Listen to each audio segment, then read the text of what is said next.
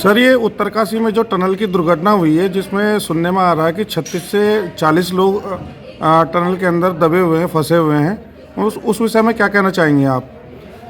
उत्तरकाशी में जो टनल के अंदर 36 से 40 लोगों को जो जीवन जो संकट में बताया जा रहा है, हालांकि सरकार उसमें काफ़ी हद तक काम भी कर रही है। बहुत अच्छे प्रयास यहाँ पे उत्तराखंड सरकार द्वारा किए जा रहे हैं। लेकिन हैरानी की बात यह है कि एक कहावत है कि गांव में बाढ़ आया तो आप कुत्ता घुमाने चल दिए, वही स्थिति यहाँ पर है।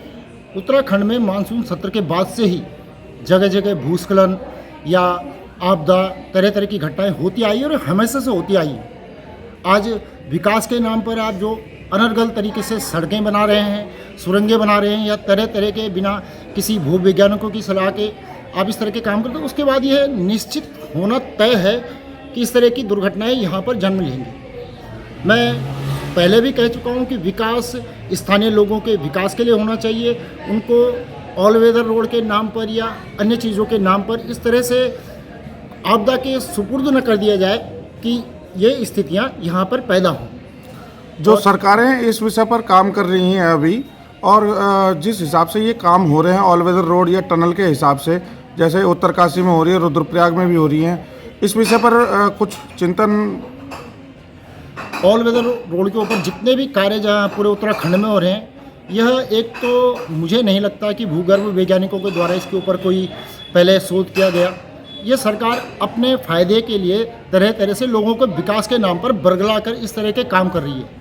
मैंने अभी बताया कि विकास का मतलब है स्थानीय लोगों तक यातायात के साधन पहुंचाना, इंटरनेट पहुंचाना, उनको तरह मतलब छोटी मोटी ज़रूरतों के सामान उन तक पहुंचे, न कि all weather road. All weather road से होगा क्या? आने वाले टाइम में पर्यटकों का यहाँ पे बहुत ज़्यादा वो होगा। और जैसे कि अभी वर्तमान में स्थिति आप देखते होंगे कि सनरूफ की जो छत होती है उसके ऊपर से कभी हाथ में शराब की बोतलें पकड़े हुए लोग आते हैं, कभी बियर की बोतलें, और सड़क किनारे जो बुजुर्ग होते हैं या महिलाएं या लड़कियां होती हैं उन पर गंदी फप्तियाँ कसते हुए लोग जाते हैं। धार्मिक स्थानों को इसमें विशेष रूप से मैं जोड़ना चाहूँगा कि ये अश्लील कुकृत्य जो उत्तराखंड में लगातार बढ़ते जा रहे हैं, कहीं ना कहीं यह इस अनियंत्रित विकास की देन है और सरकारों को इसके ऊपर विचार करना चाहिए। तरह तरह की जो ये योजना है, पहले उसके ऊपर पूरा शोध कार्य और उसके बाद कहीं ये चाहे ऑल वेदर हो या जो भी सड़क निर्माण या टनल निर्माण आप कर रहे हैं, उसके बाद उसे योजनाबद्ध तरीके से किया जाए। क्या आपको लगता है कि इसमें सरकार ने भूगर्भ वैज्ञानिकों से कोई निरीक्षण कराया होगा? क्योंकि पूर्व में भी आप देखिए जोशीमठ जैसे हालात पैदा हो सकते हैं, उस विषय में?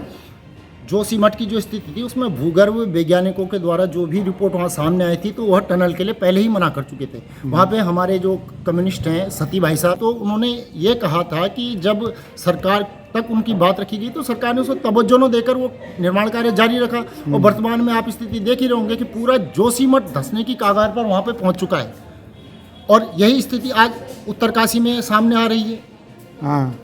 अब आप अंदाज़ा लगाइए कि टनल के अंदर इस समय 36 से 40 या 42 के करीब लोग फंसे हुए हैं, उनका जीवन संकट में है और अभी तक कोई खास तरह का वहाँ पे वो नहीं हुआ। हालांकि आज से वहाँ पे राहत कार्य शुरू हो गए हैं और आगामी 2 दिनों तक किसी भी प्रकार से मुझे नहीं लगता कि उन जीवनों को 2 दिन से पहले बचाया जा सकता है। जी।